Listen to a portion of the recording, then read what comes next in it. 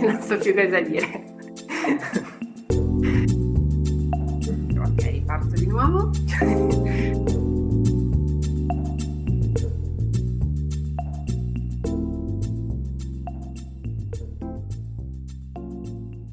Le tre parole che ho pensato per descrivere il mio lavoro sono liminale, immersione e presenza.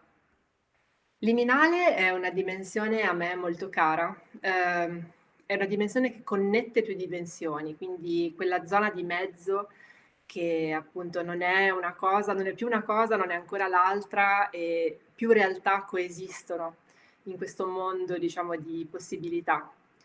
E questo per me è estremamente interessante, fertile dal punto di vista dell'ispirazione artistica ed è anche una dimensione che cerco di ricreare nei miei lavori, cercando di dare vita a delle realtà che non siano risolutive, che non siano esaustive, ma in qualche modo contengano più possibilità. Questa sorta di mistero che avvolge spesso i miei lavori è qualcosa appunto che per me è molto importante, come se fosse una sorta di velatura esaustiva, cioè comunque un mistero significativo. Sì, direi così. La seconda parola è immersione.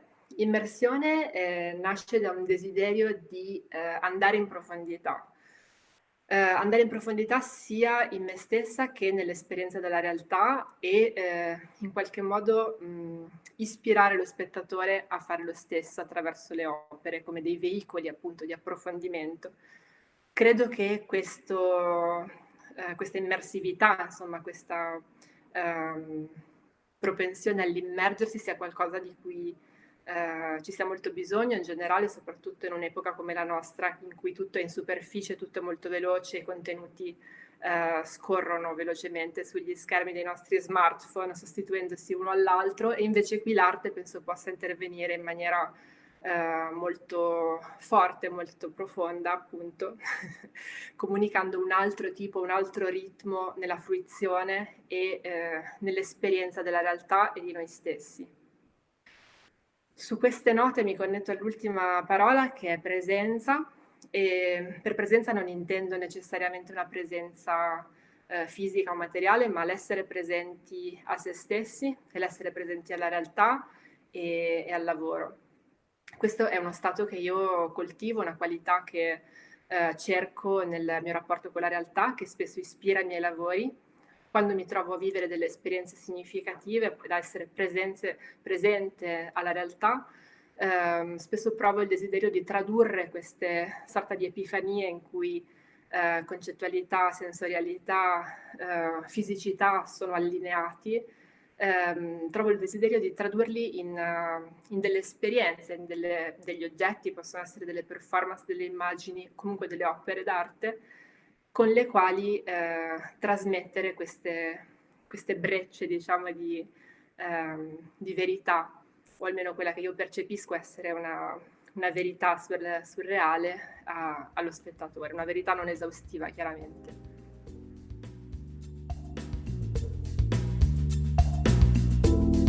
Io dico io è un'affermazione che porta con sé un'assunzione di responsabilità dell'essere se stessi, del parlare per se stessi, ma non in un'ottica individualista o egocentrata, ma al contrario, appunto, come è l'eredità fondamentale di Carla Lonzi con i gruppi di autocoscienza, il fatto di portare, di integrare il personale nel dibattito comune, nella sfera politica. Questo è qualcosa che fu deflagrante, che tuttora è estremamente importante e che credo come artisti, insomma, viviamo forse in maniera particolarmente